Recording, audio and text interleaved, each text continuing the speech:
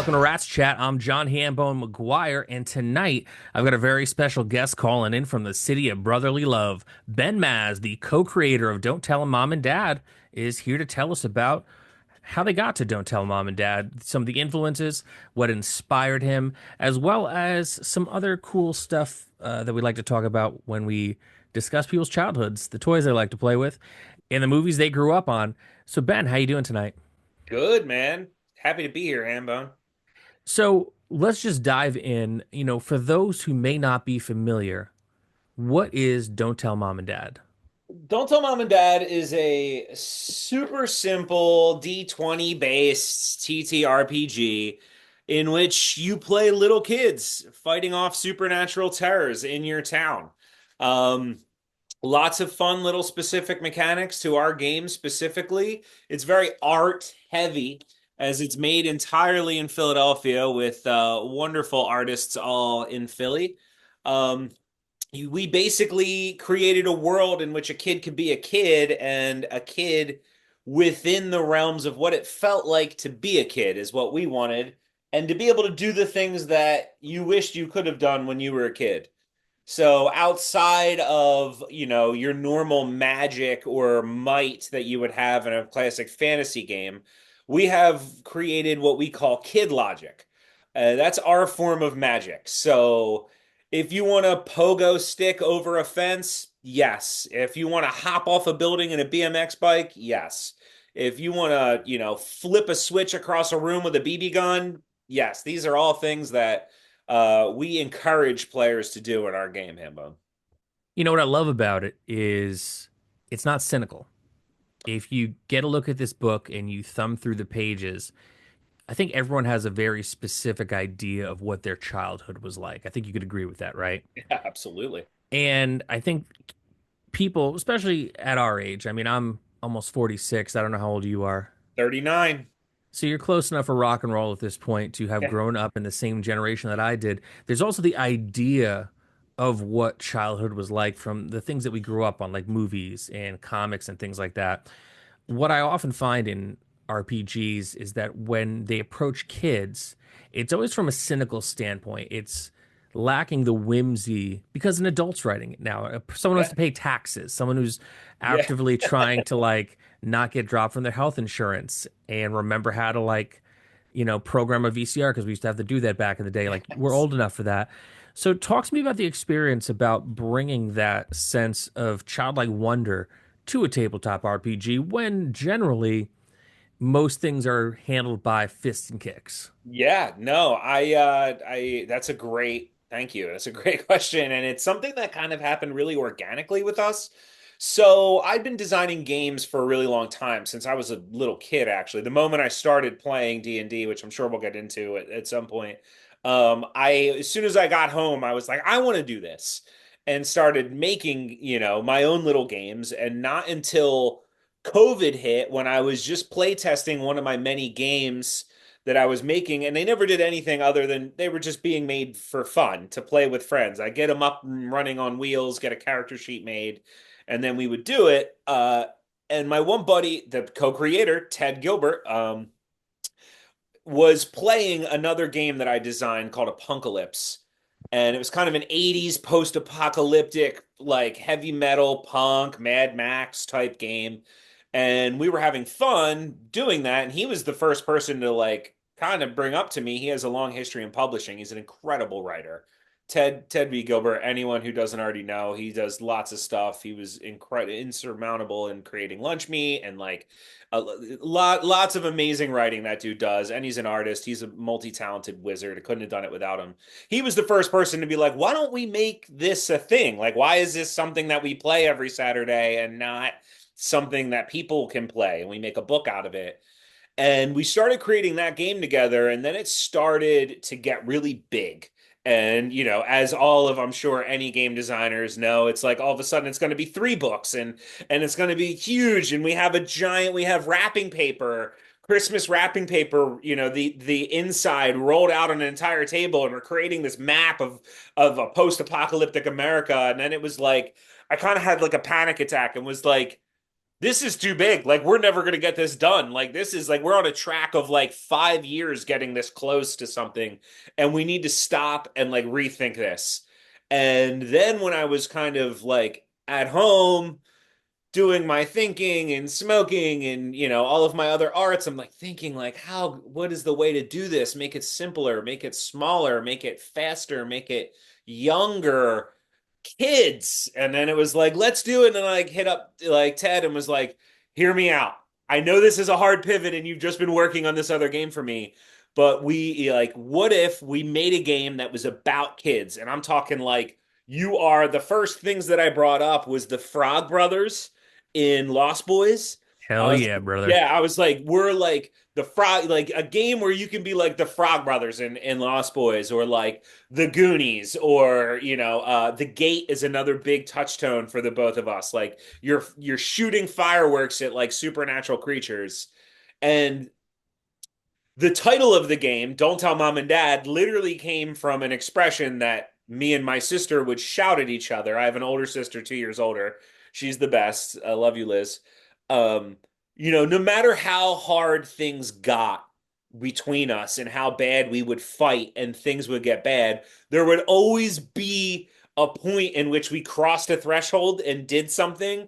And then the first thing we'd shout at the other one was, don't tell mom and dad, don't tell mom and dad, like unity, unity, unity. And like we found ourselves back there, which is where I think how all of this earnestness like came about, because then we just like straight feet on the pavement, pivoted and started writing hard. And what was special to us about kids, we weren't like thinking about it in any sort of like ironic way, or like you said, like cynical way or sardonic. We were like, we want to be kids, and we didn't even look into whether or not there were other games out there. Like we were probably a month or two into like heavily designing. I mean, it was COVID, so we were all like nesting with each other. I started a TV show with my other buddy Hayden. I mean, he started the show and I joined him, called Luther's Mid-Fright Snack, and it was like this time in which we were kind of you know, social distancing kind of together in small groups. So like me and Ted were meeting up 2 or 3 times a week, but only with each other and working on this stuff. And it was a couple months in before we were like, wait, shit. Is there any other has someone done this? and and then that's when all of a sudden we start to do the research and we're like, okay, there's other games that are doing this. There's literally a game called Kids on Bikes, Yeah. which is like what we call the genre. And then there's what's the other really big one that's like very artistic? It's based, that artist created it. He does those like weird photos that are amazing. Um, I can't think of it. But either way, we found these two games and we were like, "Oh shit, this is let's just buy these games and like we'll rethink things." And then we read through Tales from the Loop. Sorry, just hit Tales me. from the Loop. Yep. Old stoner here. So, um that was when we were like, let's get Tales from the Loop and Kids on Bikes, and then we'll start to think of another idea, or maybe we'll go back to Apocalypse. And then we read those games and we were like, these are great for one, these are fun, but this is already nothing like what we are trying to do in our game. So we were like, let's just trek forth. Like we still feel like there's an open market for, just our idea here and what we want to do and like what's important to us, which is like what it's like to shoot a slingshot at a werewolf who daylights as a postman, and Right. things like that. And we had a very specific, like, as we were creating it, we kept having the concept of going smaller as opposed to bigger. So anytime we had an idea, we made sure that idea like honed in the thing. It didn't open up the world.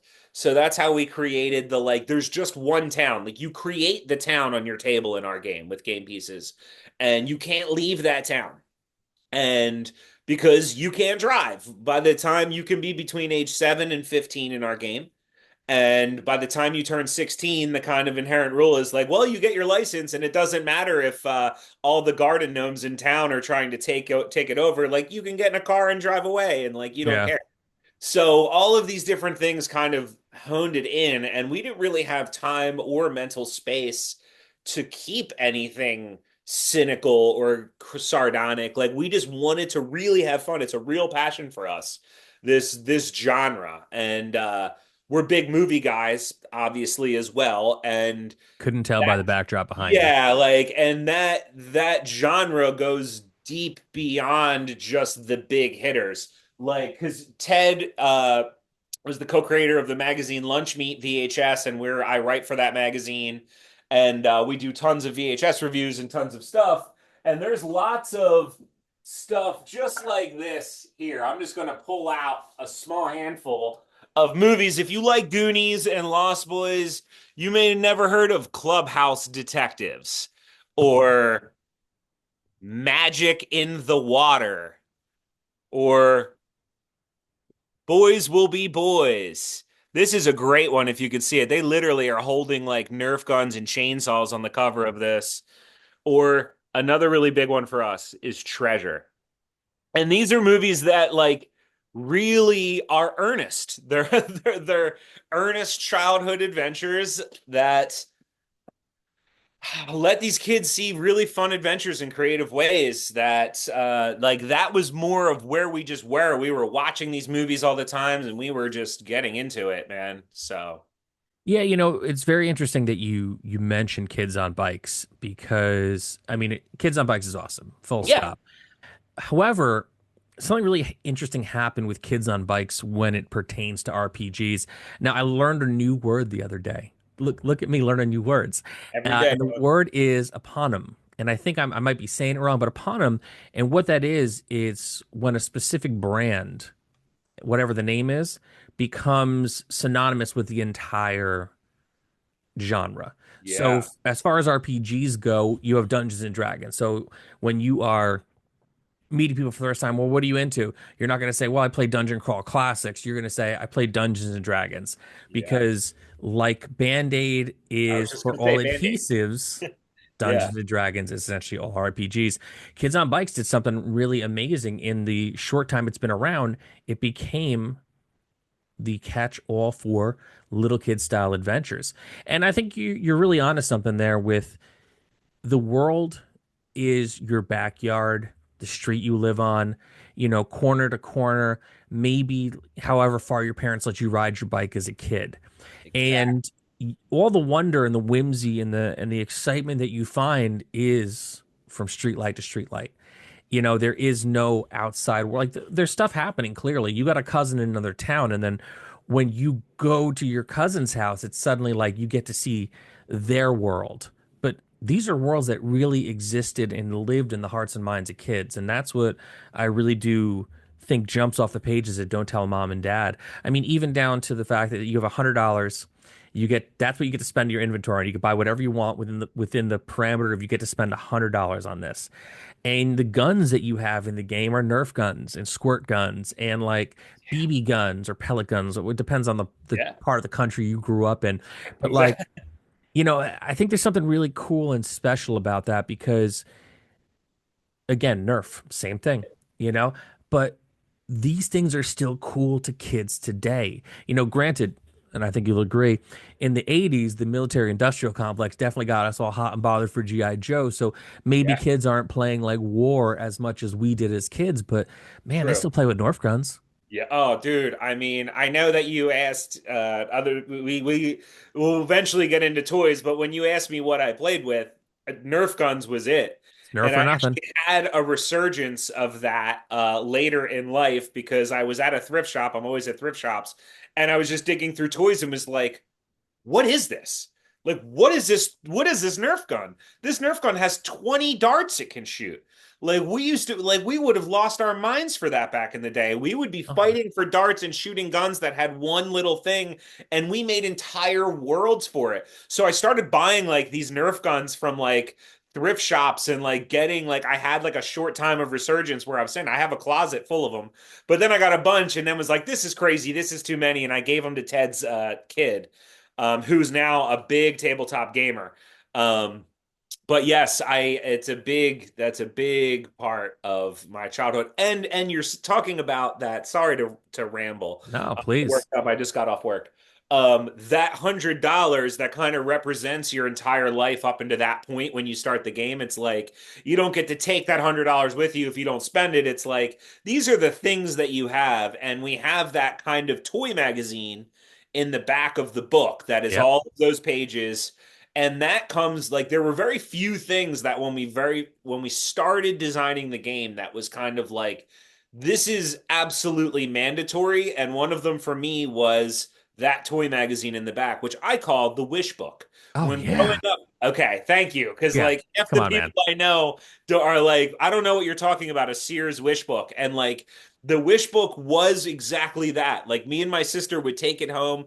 We would be in our bedrooms like with a pen and a marker and being like, oh man.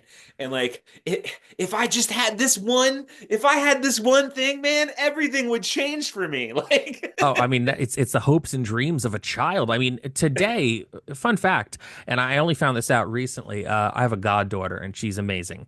And Amazon actually does their own wish book now, mm, right? And it's thin because there's no like lingerie section, there's no yeah, yeah, yeah, tool section, there's no like your dad needs a new pair of Wranglers section, yeah. but it's all toys and all toy adjacent things, for kids, their imaginations and stuff. So she pulls it out and she's got a pen and she's circling things and she's like, Uncle Hambone, this is what I want from Santa. But she flips over to this page and she's like, this is what I would like you to get me for Christmas. I'm not asking Santa for it. I'm asking you for it. And I'm like, kid, Yeah. I'll open my wallet to whatever page you want, bud. Yeah. I don't say no, but I appreciated that because I did that to my parents. Yes. And that was a such a like it's a cool experience for me watching my goddaughter grow up because all the things that I did as a kid, she's doing in her own way now. Because there's so many universalities to children through the ages. I mean, or at least as far as from when the Wish Book came out until Yeah. now. And I appreciate that. I really dug that about Don't Tell Mom and Dad. The $100 thing is funny too because I remember being a kid this age and it was like, well, how do you have $100? Like, well, I made my communion. Yeah, And you're right. like, well, I agreed to, not really agreed to, my parents were going to make me do it either way, but in my head, I justified it being like, okay, so if I make my communion, I can buy a couple Nintendo games. So Yes. I'm gonna suffer for the cause, Yeah. Oh and yeah. that's the vibe, man. That was definitely it. Yeah, so I knew that that was like a mandatory thing, and luckily my partner is a very talented tattoo artist, and she designed them also as kind of like tattoo So flash good. pages. Yeah, and she was like, I'm about that." So yeah, Stacy Fevinger, incredible artist. She did the character sheet, she did the entire toy magazine, and she did a bunch of really cool like black work pieces of art throughout that book. But that was the biggest task where I was like, listen, I know we love each other and you do anything that I know this is a big ask. Like, I want a toy magazine, like, I want the wish book in our book. And, our book isn't many pages. And, like, it may be, I don't know how many pages it even is, if I'm being honest. It's 80 pages, but like 40 of it at least is art. You know what I Oh mean? It's yeah. super art heavy. And then that whole like toy magazine is just pages and pages of incredible like pogo sticks and lawn darts, and her getting back to me was like, okay, I'll do that. And but this is the thing, like I'm putting a glowworm in it. And I was like, okay. And I was like, yeah, my sister had a glowworm. And like my stupid, like simple stuff is like, yeah, and I want to make sure that everything in there, is something that a kid could use in a bunch of ways, like for an adventure. And she was like, are you kidding me? She was literally like, I didn't go anywhere without my glowworm. She was like, I could use my glowworm to first off light up any dark space that I was in. She's like, it had an entire pocket in the back that like the batteries were held in. She's like, I would hide things in there. I was like, all right, you got it. You got it. And then hence the glowworm. I love it. Oh God, I That love was it. her sticking point. She was like, I'm not doing it without a glowworm. Yeah. So, Hey man, you found the right partner. yeah. Because right there, that's the kind of thing that, at a gaming table, that's the kind of ingenuity like I love to see from my players. And I love it when people are like, well, hold on a second, bud, because And then I learned something new, which is cool. Two, it's like, wow, you outfoxed me even better. Yeah, Three, right. it's like, oh, that's fucking fun. I like that a lot. Now, Exactly.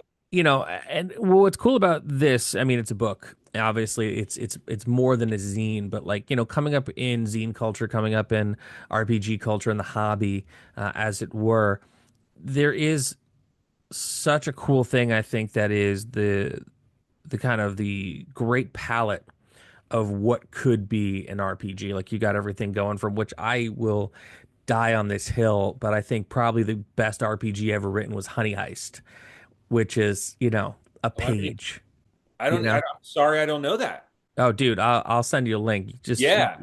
go to drive through, buy it. It's 2 pages. It looks like it's handwritten, or the version I got, however long ago, looks like it's handwritten.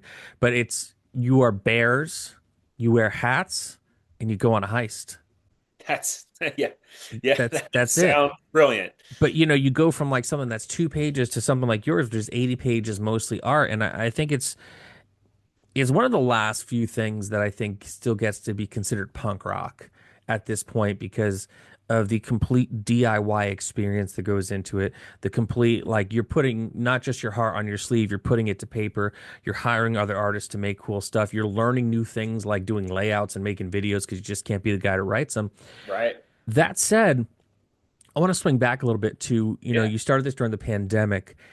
I mean, the pandemic obviously was fucking terrible. I think Yeah. we could all agree it was a universally shit situation for everybody. Absolutely. However, I liken for at least the RPG hobby, Hmm. the pandemic to that like legendary show you heard about when the Ramones went and played the UK on July 4th and like every member of the punk community was in the audience and they're like, "Well, now we're punks and I guess we got to do it ourselves." And that launched the entire UK punk rock scene. I think that the pandemic definitely got a lot of people who had like a really great idea and maybe they only ever had one but they got off the bench finally because what were you going to make bread? You were either going to make bread or you're going to write an RPG, and I don't Right. think there was really a half measure in between there. Now, 5 years out of that, what is the experience of creation like for you? Going from you're throwing everything but the kitchen sink, you're thinking about using wrapping paper, like you're going Yeah. completely off campus on it. Where are you at now with your creation when it comes to Don't Tell Mom and Dad? Oh, so I mean, if you're talking about extended like modules and universes, we have a big release coming up that we'll get into.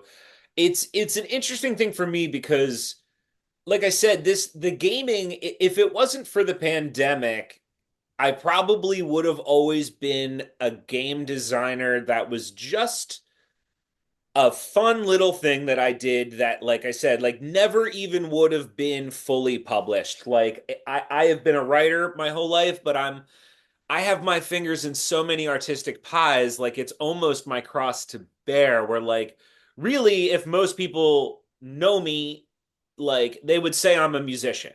I've been in Right. many bands, signed, toured all over the country and things like that for years, spent most of my Same. 20s in a van.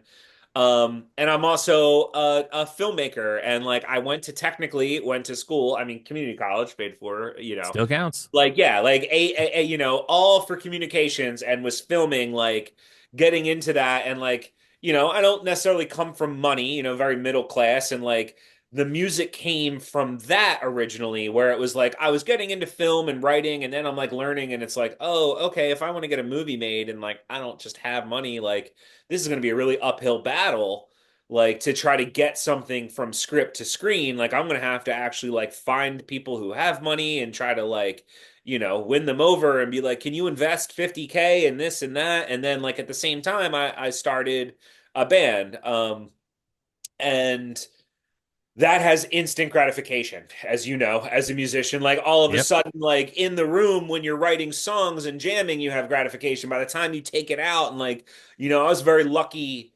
We all were. That band was called Drink Up Buttercup. Good name We, for a band. what'd you say? Good name for a band. Thank you. Yes. It was a very like 60s psychedelic pop group that had like a really hard edge to it, like that caught people off guard. Um, and we were lucky enough to have a really good response right away. Like I said, we got signed pretty early. We were playing shows to lots of people very fast. and that grew really fast, which is why that would be the case. But I'm an artist, like, I'll actually, paint and I write and I film. We shoot exclusively on VHS. I'm part of the Six Slice Studio crew. Um, that made the TV show Luther's Mid-Fright Snack, shot on VHS, and I scored Hayden Halls, the artist of the cover of my book. This is kind of I'm circling around your question, but like I'm kind of spiraling inward. He's an incredible artist who did the cover of the book. He does lots of metal covers. He's a filmmaker, and he was the first person to spark that back for me. At the same time of creating the game, he was like, listen, I made this TV show that I want to get started again called Luther's Mid-Fright Snack. And I was helping him film that, build the set. I'm also have a long history of being a carpenter.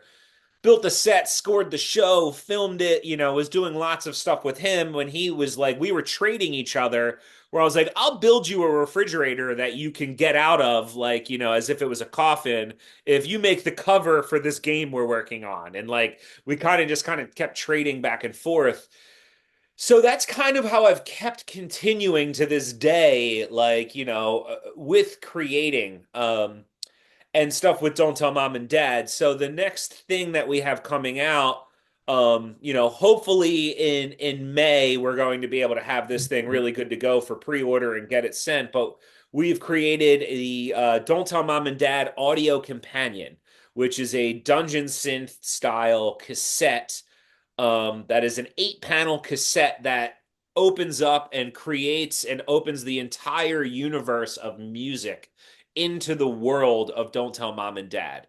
And now that manifests in every way from like cool items like a magical oscillator that's kind of like a synthesizer that you can tune in and do things with, or just like a leather jacket. What happens when you rock a leather jacket and you're a kid? It makes you cooler, and how that affects to different locations, like a record store. We've added a record store location into the world.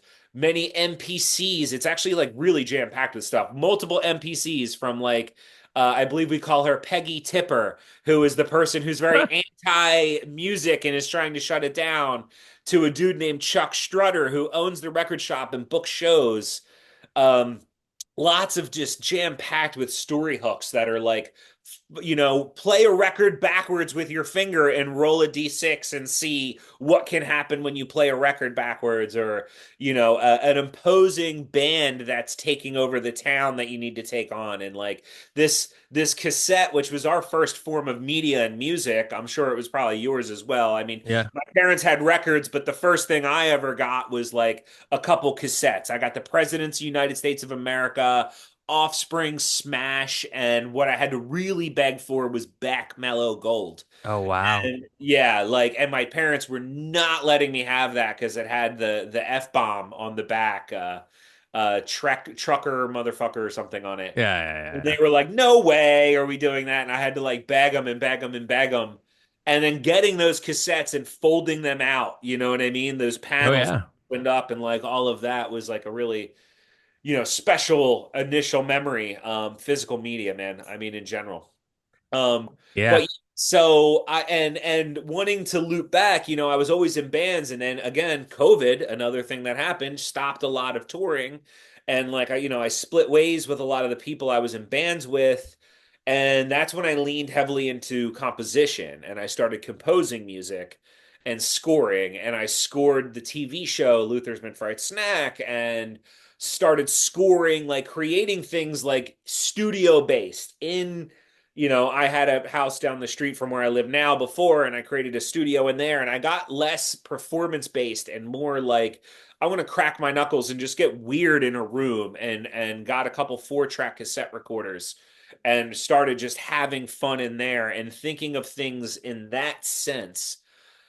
And that's what led me down many paths. So the Don't Tell Mom and Dad audio companion is something I completely wrote and recorded with my creative partner, Jay Basmajian, who has their own studio. They live right down the street. When you're in a city like this, it's great. We're basically all walking distance from each other. That's cool, So man. they have their own studio down the street, and it's called Snaggletooth Studio. They do great work. And we were just passing stuff back and forth.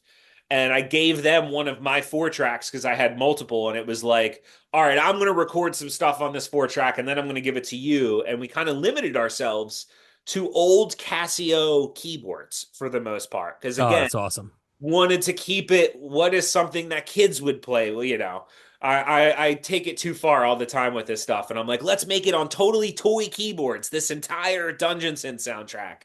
And we just went back and forth until we're like, we got an album here, man. Like, Yeah. and we're like, let's turn this actually into something. And then Ted jumps in and is an incredible writer and is like, oh, dude, I got all these ideas. And then that's when we designed the 8 panel cassette. And yeah, and Hayden jumped in again and was like, I got a killer cover for you. And like, so it all kind of came together organically. And it's kind of this like swirling miasma of creative friendship and collaboration is kind of how I see it. I'm lucky enough to have many friends that are very multi-talented. And we just try to help each other with our projects, man, and get it done. So that was another long walk to a very, direct question. I'm sorry, but that's kind of how it's been manifesting. And it's like I end up pivoting, I find all the time. Like it creates a multimedia style of art where I'm like, all right, we did the game. We made multiple little these like pamphlet modules, as we called them, that like you could open up and they're kind of easy. They're cheap, if people can buy them. And we had like an adventure module, and then we did like an expanded fireworks thing that's kind of like an advertisement for fireworks that Yeah, that's added great. a dozen more fireworks to the game and NPCs. And then I'm like, I want to kind of like, we're working on a lot of really fun stuff for the game, but I was like, I kind of want to tap into my music brain here. I really love Dungeon Synth as a genre, and all of those physical cassettes, and I'm a physical media junkie, and was like, let's do one, man. Like, we'll do it cool. Made that, and that will be the next thing. And what's the title of it?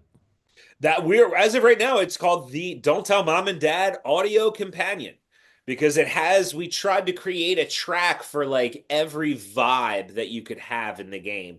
We have the spooky haunted house or like cave spelunking track. We have the like triumphant, like we've defeated, the big bad track. We have the like fighting the big bad track. We have the like getting I think the one track is called I Drank What?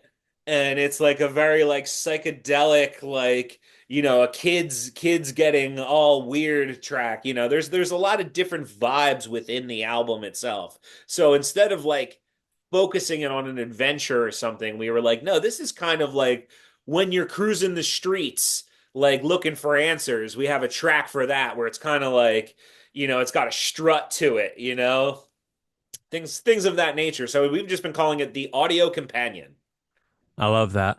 Let's swing back around to toys though, because Oh, baby. Yeah. I know we could probably go all night on that. We do have a somewhat of a reasonable time limit here, but one of the questions I like to ask people is what your best toy year was. And I qualify that by, there was when we were younger, when you go to the toy store, there is that one year where everything just jumped off the pegs at you and you were like, I need to do Yeah. all of this and take all this home.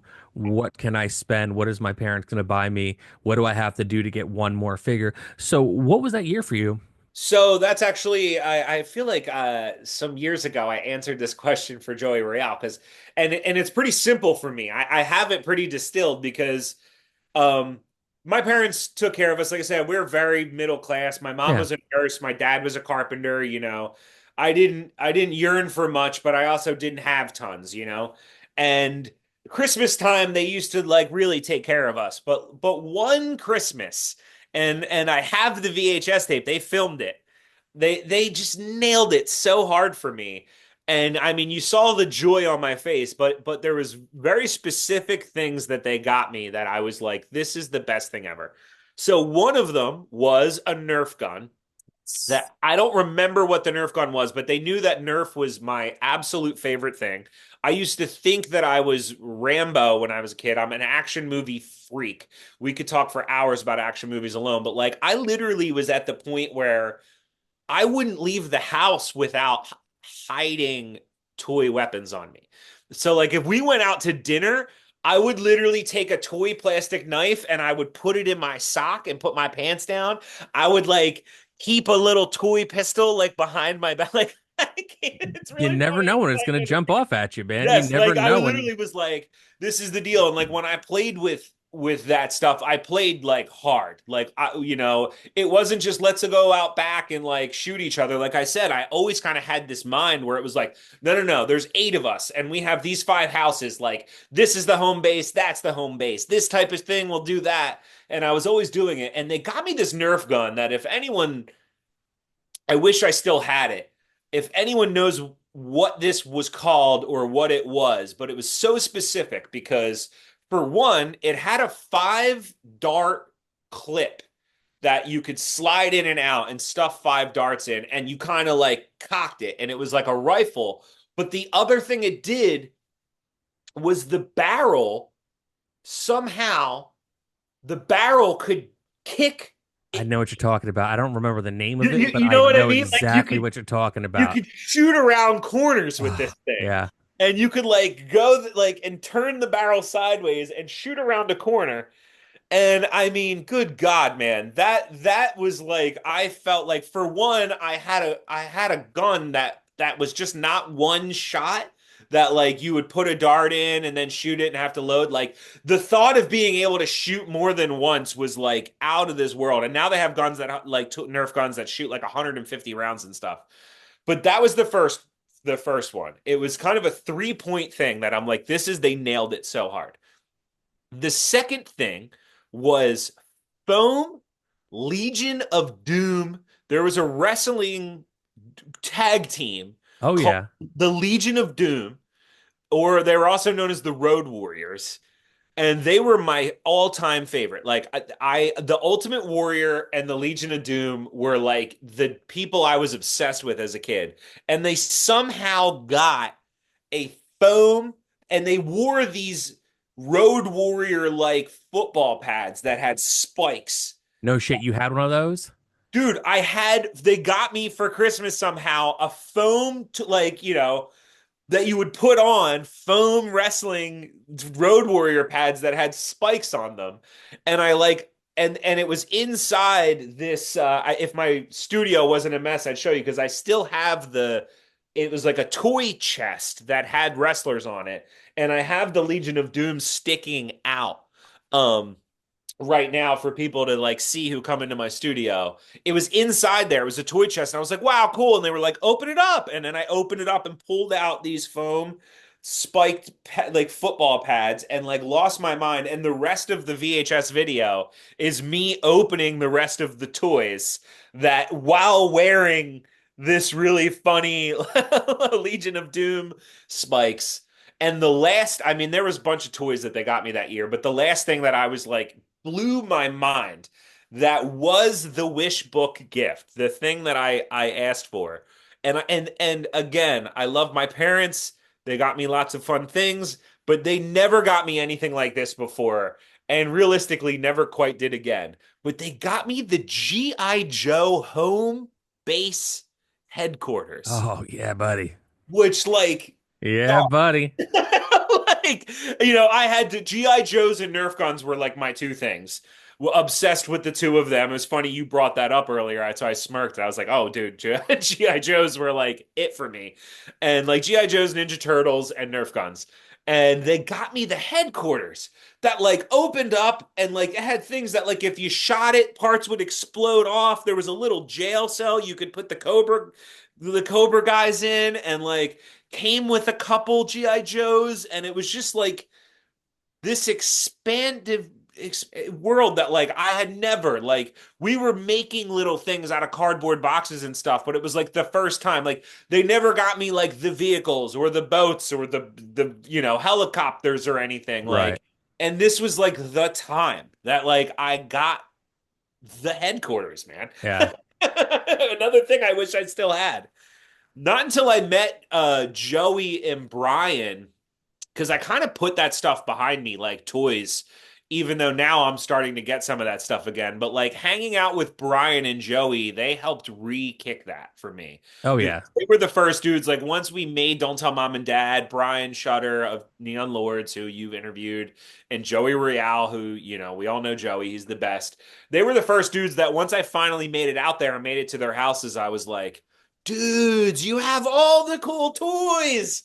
And like, Brian has like multiple Castle Grayskulls and stuff, and it was like this was the stuff that you yearned for as a kid, Oh right? yeah. That some people were lucky enough to get things, and others would get them hand down or from their friends, but that was the one, man, and that was the year. It was that Mega Nerf gun, the GI Joe home base, and the Legion of Doom spiked pads, and I was literally floating. I mean, that's kind of like the perfect year for a kid. The gun, by the way, is the Nerf Sneak Shot Corner Shooter, is what Now, it was called. okay, so am I conflating two guns together, or does this sneak shot have multiple shots to it?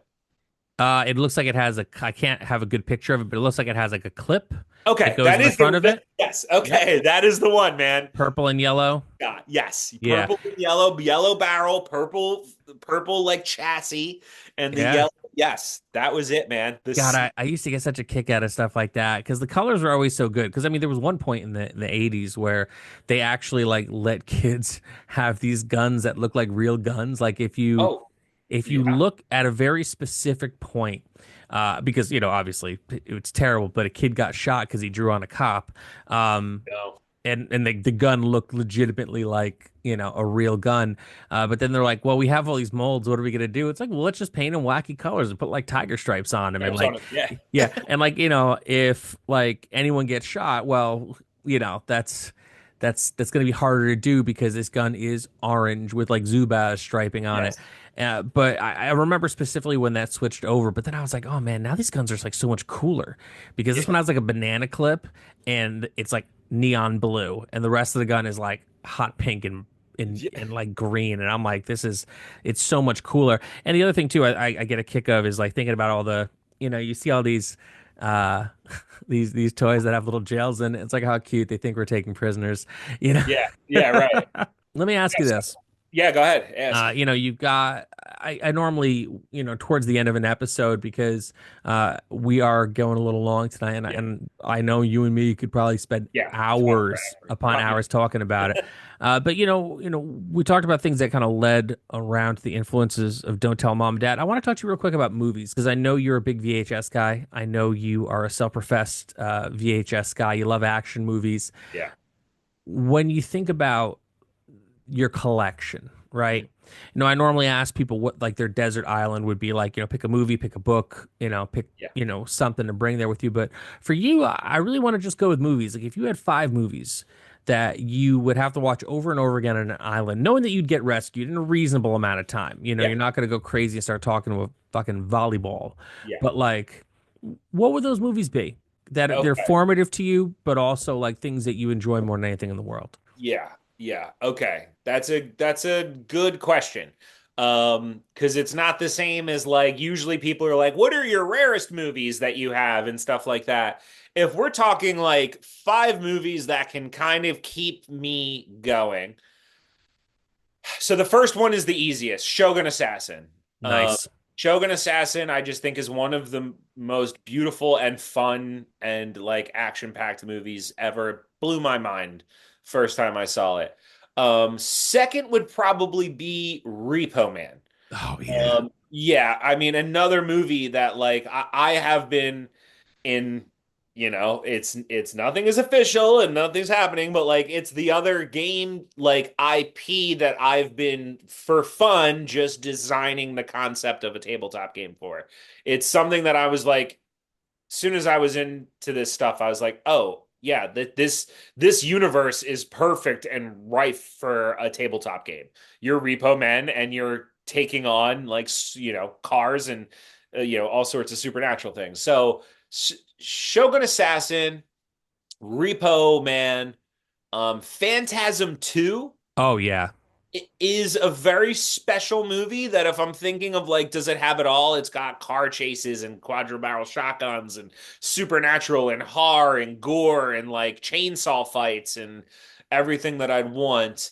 If it's going for and now, okay, so I have two, I got an action movie, I have a like kind of action horror. I've got my like kind of punk rock Repo Man.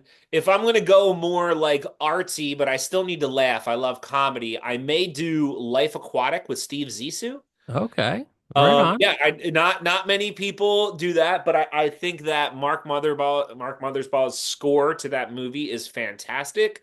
And I the See You George Bowie soundtrack. I was just going to say, Oh, and you get a three-tiered as a musician and a composer.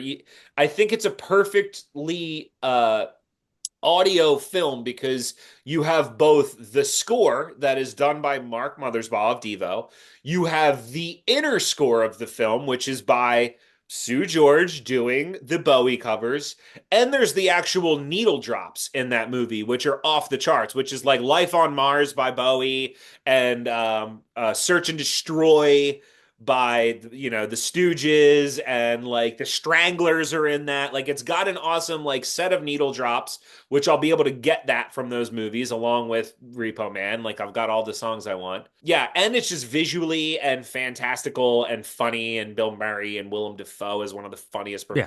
My performances. God. And it's weirdly violent. Another one that like I know I love violence and gore in movies. Like Shockingly so, right? yeah, oh yeah. I mean, the dude gets a Hercules knife to the thing. Jeff Goldblum takes a slug point blank in the chest while he's wearing a shirt that says "I'm a pepper." Like, there's the whole like pirate fight. Yeah, shockingly so. Great, funny, lighthearted. So now that's four, right? There's Shogun Assassin, there's Repo Man, there's Phantasm 2, there's Life Aquatic with Steve Zissou.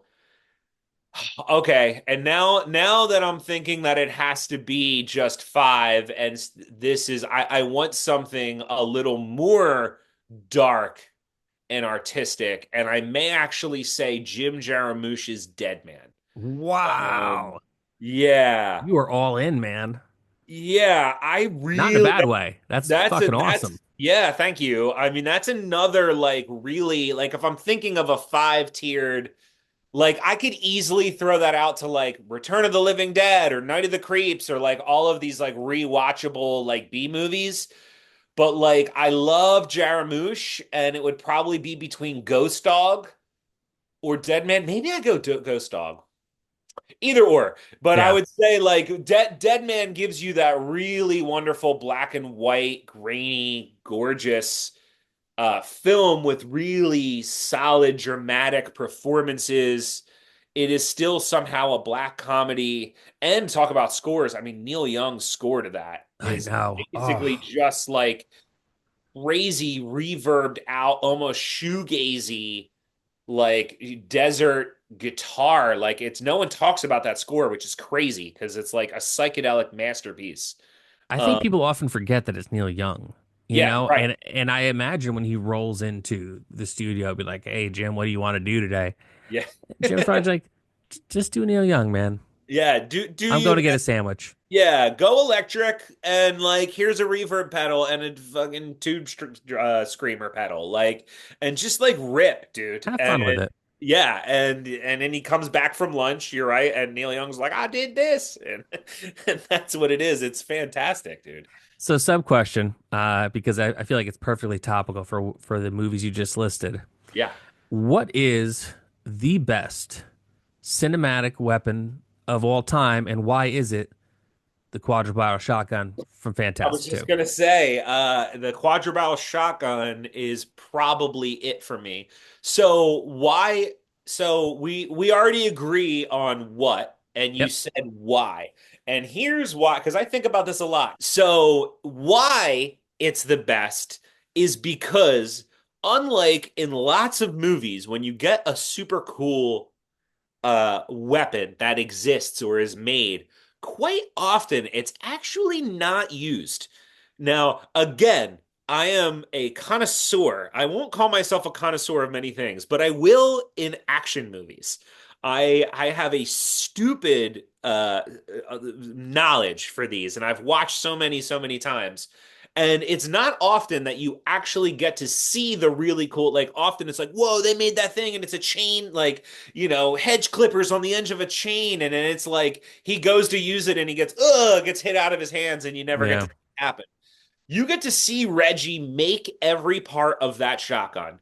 And there's so many interesting elements to it, like the spotlight on it, the key grip at the bottom of it that was made at the store. You see how he rigs the triggers together, and you see how he does it. He cuts them at an angle to maximize the spread. I And know, then man. for the Oh, next several movies, and including that one, you see him blast that thing multiple times, and it's fantastic. Like the probably one of my favorite comedic, awesome action horror scenes is when Reggie is running from the little minions and they're in the trees, and there's just a wide shot of him holding the shotgun up and then blasting all four shells at once, and then you start seeing the minions drop from the I tree, know. and I they're love it.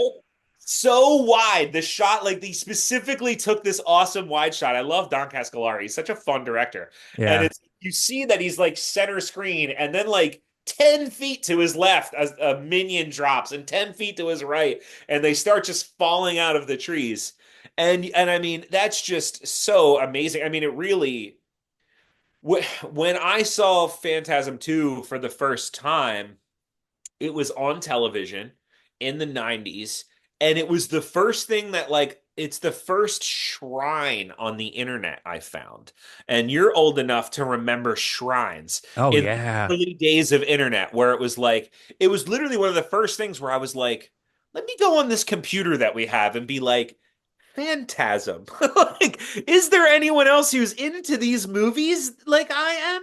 Yeah. And finding the first Phantasm shrine that had photos of the shotgun and the Hemi-Cuda and the Sentinels, and someone compiled all the information, and yeah, it was amazing, and that's the answer. And also, like around that time too, and I know up until like I guess the early 2000s, there were sites that were dedicated to like any kind of possible news that they could get. Like, well, Yes. we talked to like Don Coscarelli at a con, or we talked to Reggie, or we talked to like Mike, and they're like, oh, and yeah. So he's trying to get the next one made, which ultimately ended up being Oblivion and then Ravager, right? And they're like, Yeah. oh, and like, they're talking to Bruce Campbell, and like this is like the possible storyline in the future, and this and that. And it's like a post-apocalypse, and you're like, I want all of this.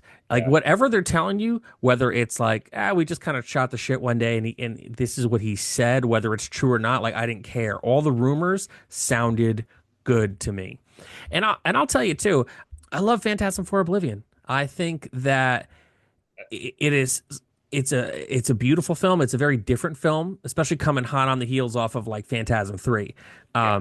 which you go from Phantasm, which is cinema. It is, as much as people will call it a horror movie, it is truly cinema. To Phantasm 2, which is like 80s action. Yeah. To Phantasm 3, which is like even further away as far as like action goes from the first one. It's, now we got to throw a kid in here, I you was gonna know? say, don't tell mom and dad. Don't They tell mom and have a dad. kid Yeah. in there who's like kicking ass.